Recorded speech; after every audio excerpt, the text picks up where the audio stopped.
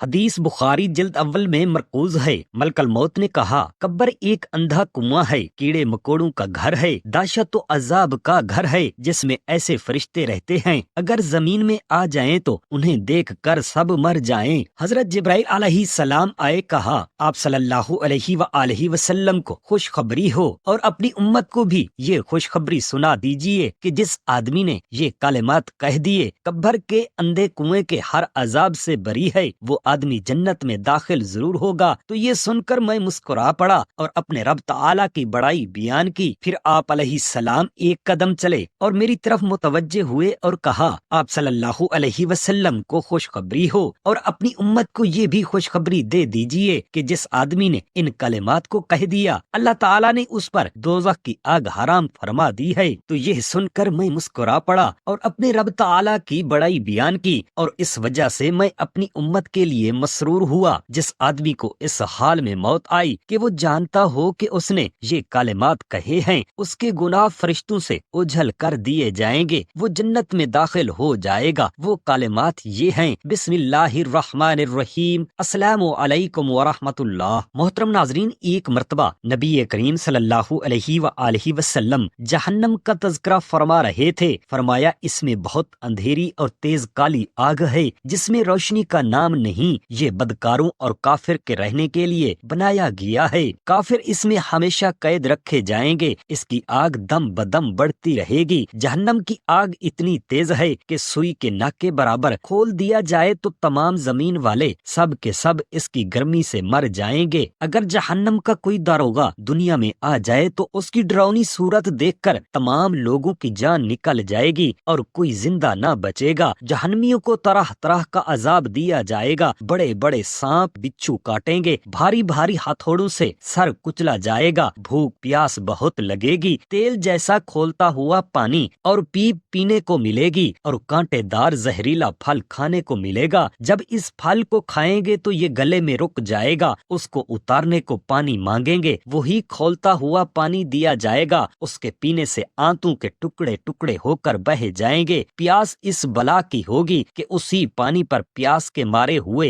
اونٹوں کی طرح گریں گے۔ کفار جب عذاب سے عاجز آ کر موت کی تمنا کریں گے اور موت بھی نہ آئے گی تو آپس میں مشورہ کر کے جہنم کے داروغہ حضرت مالک علیہ السلام کو پکار کر کہیں گے، اب اپنے رب تعالیٰ سے ہمارا قصہ تمام کروا دو۔ حضرت مالک علیہ السلام 1000 برس تک جواب نہ دیں گے۔ 1000 برس کے بعد کہیں گے، مجھ سے کیا چاہتے ہو؟ وہ کہیں گے، اس سے کہو جس کی تم نے نافرمانی کی ہے۔ تب پھر 1000 برس تک اللہ تعالیٰ کو اس کے رحمت کے ناموں سے پکاریں گے، وہ 1000 برس تک جواب نہ دے گا۔ اس کے بعد فرمائے گا، دور ہو، جہنم میں پڑے رہو، مجھ سے بات نہ کرو۔ اس وقت کفار ہر قسم کی خیر سے نا امید ہو جائیں گے اور گدھے کی آواز کی طرح چلا کر روئیں گے۔ پہلے آنسو نکلے گا، جب آنسو ختم ہو جائیں گے تو خون روئیں گے، روتے روتے گالوں میں خندقوں کی طرح گڑھے پڑ جائیں گے۔ رونے کی وجہ سے خون اور پیپ اتنا ہوگا کہ اس میں کشتیاں ڈالی جائیں تو چلنے لگیں گی۔ جہنمیوں کی شکل ایسی بری ہوگی کہ اگر کوئی جہنمی دنیا میں اس صورت میں لایا جائے تو تمام لوگ اس کی بدصورتی اور بدبو کی وجہ سے مر جائیں گے۔ آخر میں کافروں کے لیے یہ ہوگا کہ ہر کافر کو اس کے قد کے برابر صندوق میں بند کر دیں گے، پھر آگ بھڑکائیں گے اور آگ کا کفل لگائیں گے، پھر یہ صندوق آگ کے دوسرے صندوق میں رکھا جائے گا اور ان دونوں کے بیچ میں آگ جلائی جائے گی اور اس میں بھی کفل لگا دیا جائے گا، پھر اسی طرح اس صندوق کو ایک اور صندوق میں رکھ کر آگ کا کفل لگا کر آگ میں ڈال دیا جائے گا۔ تو اب ہر کافر یہ سمجھے گا کہ اس کے سوا اب کوئی آگ میں نہ رہا اور یہ عذاب بلائے عذاب ہے اور اب ہمیشہ اس کے لیے عذاب ہی رہے گا جو کبھی ختم نہ ہوگا۔ جب سب جنتی جنت میں پہنچ جائیں گے اور جہنم میں صرف وہی لوگ رہیں گے جنہیں ہمیشہ وہاں رہنا ہے، اس وقت جنت اور دوزخ کے بیچ میں موت میڈھے کی شکل میں لا کر کھڑی کر دی جائے گی۔ پھر ایک پکارنے والا جنت والوں کو پکارے گا، وہ ڈرتے ہوئے جھانکیں گے کہ ایسا نہ ہو یہاں سے نکلنے کا حکم ہو۔ پھر جہنمیوں کو پکارے گا، وہ خوش ہو کر جھانکیں گے، شاید اس مصیبت سے چھٹکارے کا حکم ہو۔ پھر ان سے پوچھا جائے گا کہ اسے پہچانتے ہو؟ سب کہیں گے ہاں، یہ تو موت ہے۔ پھر وہ ذبح کر دی جائے گی اور ایک فرشتہ کہے گا، اے جنت والو، تمہیں ہمیشگی ہے، اب مرنا نہیں، اور اے دوزخیو، تمہیں ہمیشگی ہے، اب مرنا نہیں۔ اس وقت جنتیوں کی خوشی پر خوشی ہوگی اور جہنمیوں کو غم کے اوپر غم۔ اللہ تعالیٰ اور اس کے رسول صلی اللہ علیہ وآلہ وسلم کے بعد انسان پر جن کے سب سے زیادہ احسانات ہیں وہ اس کے والدین ہیں۔ ان کے احسانات کا تقاضا یہ ہے کہ نہ تو انہیں دنیا میں کسی قسم کی تکالیف کا شکار ہونے دیا جائے اور نہ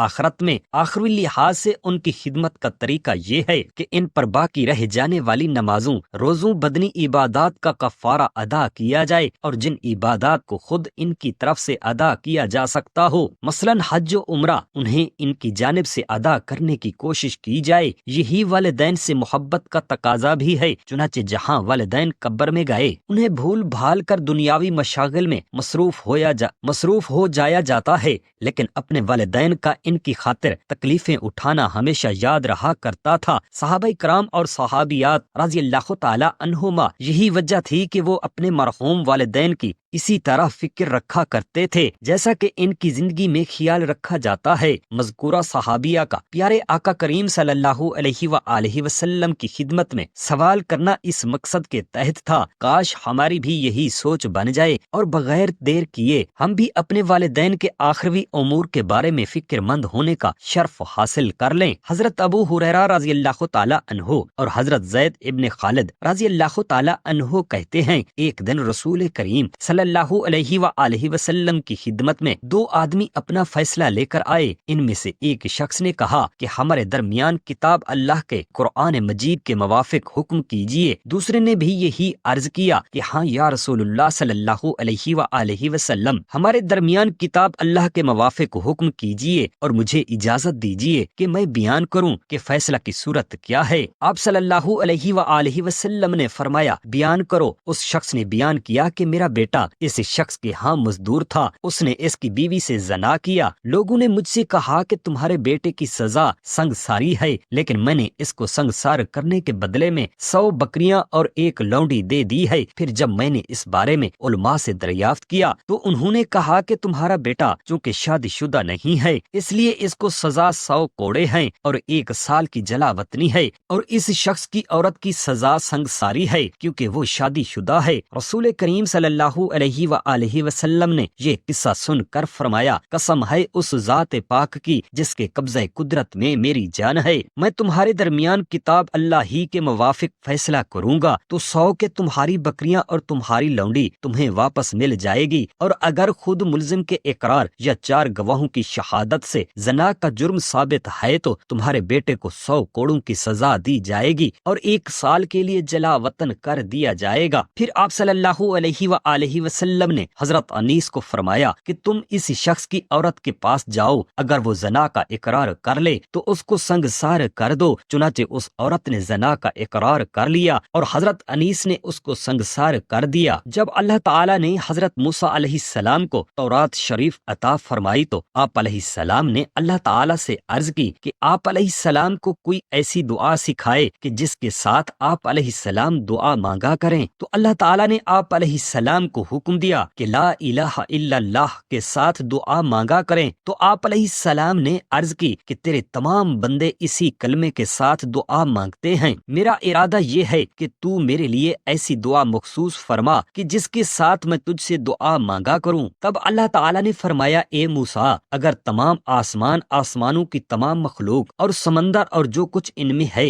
سب ایک پلڑے میں رکھ دیے جائیں اور لا الہ الا اللہ ایک پلڑے میں رکھا جائے تو لا الہ الا اللہ کا وزن زیادہ ہوگا۔ نبی پاک صاحب الاولاق صلی اللہ علیہ وآلہ وسلم نے فرمایا کہ ایک مرتبہ حضرت جبرائیل علیہ السلام میری اونٹنی کی مہار پکڑ کر چلے تو جب اونٹنی ہموار زمین پر پہنچی تو آپ میری طرف متوجہ ہوئے اور کہا، آپ صلی اللہ علیہ وآلہ وسلم کو خوشخبری ہو اور اپنی امت کو بھی یہ خوشخبری دیجیے کہ جس آدمی نے یہ کہا کہ اللہ تعالیٰ کے سوا کوئی معبود نہیں، وہ یکتا ہے، اس کا کوئی شریک نہیں، نہیں وہ آدمی جنت میں داخل ہوگا۔ تو یہ سن کر میں مسکرا پڑا اور اپنے رب تعالیٰ کی بڑائی بیان کی۔ پھر آپ علیہ السلام ایک قدم چلے اور میری طرف متوجہ ہوئے اور کہا، آپ صلی اللہ علیہ وآلہ وسلم کو خوشخبری ہو اور اپنی امت کو یہ خوشخبری سنا دیجئے کہ جس آدمی نے یہ کہا کہ اللہ تعالیٰ کے سوا کوئی معبود نہیں، وہ یکتا ہے، اس کا کوئی شریک نہیں، وہ آدمی جنت میں داخل ہوگا اور اللہ تعالیٰ نے اس پر دوزخ حرام فرما دی۔ تو یہ سن کر میں مسکرا پڑا اور اپنے رب تعالیٰ کی بڑائی بیان کی، اور اس وجہ سے میں اپنی امت کے لیے مسرور ہوا۔ جس آدمی کو اس حال میں موت آئی کہ وہ جانتا ہو کہ اللہ تعالیٰ کے سوا کوئی معبود نہیں، وہ جنت میں داخل ہوگا۔ قیامت کی بہت سی نشانیاں حضور اکرم صلی اللہ علیہ وآلہ وسلم بیان فرما چکے ہیں جو سینکڑوں کی تعداد میں ہیں، اور حدیثوں میں ان کا مفصل ذکر یہ ہے، جن میں سے بہت سی نشانیاں ظاہر ہو بھی چکی ہیں اور جو باقی رہ گئی ہیں وہ بھی یقیناً ظاہر ہو کر رہیں گی۔ مثلاً دجال کا فتنہ،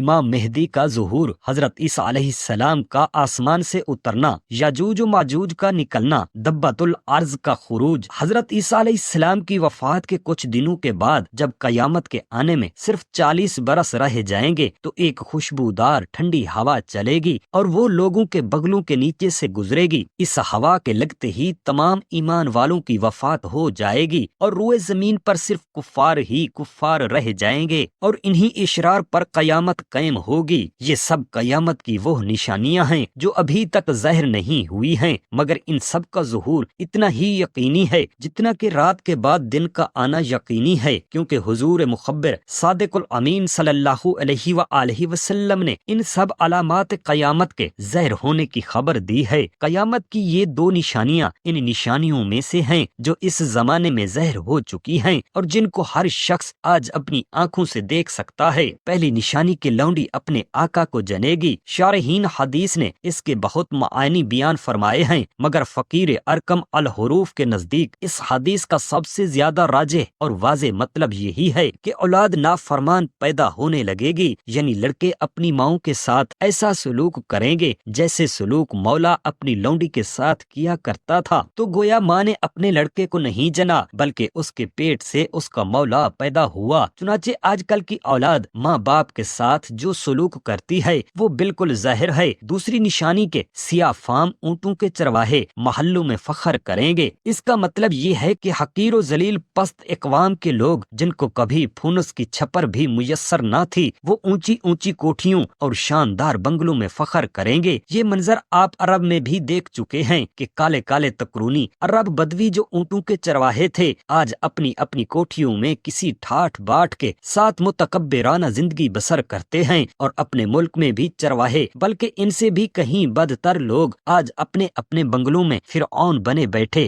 حضور اکرم صلی اللہ علیہ وآلہ وسلم سے ایک صحابی نے عرض کیا کہ یا رسول اللہ صلی اللہ علیہ وآلہ وسلم، قیامت کب آئے گی؟ تو حضور صلی اللہ علیہ وسلم نے فرمایا کہ جب امانت ضائع کی جانے لگے گی تو تم قیامت کا انتظار کرو۔ صحابی نے دریافت کیا کہ امانت سے کیا مراد ہے اور اس کی بربادی کیسے ہوگی؟ تو حضور صلی اللہ علیہ وسلم نے ارشاد فرمایا کہ یعنی جب حکومت اور عہدے نااہلوں کے سپرد ہوں گے۔ سبحان اللہ، اللہ تعالی ہم تمام مسلمانوں کو برے کام کرنے سے بچائے، آمین یا رب العالمین۔ جزاک اللہ خیرا کثیرا۔